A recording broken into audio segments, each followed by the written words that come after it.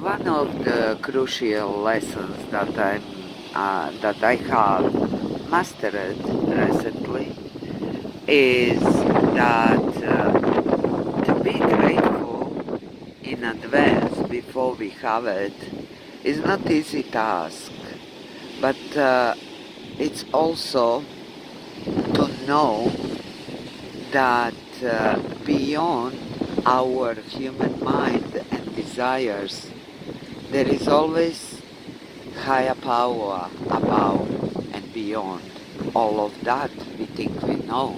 So what we are grateful for is only what we had already experienced or we think we need to survive or to be happy.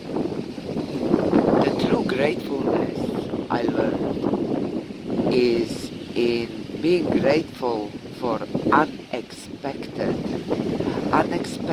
gift, unexpected abundance, unexpected love, unexpected kindness and compassion, unexpected wisdom, strength to go through what we need to go through.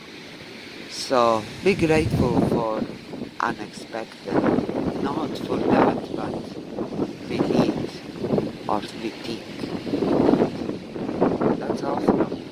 I'm grateful for unexpected pure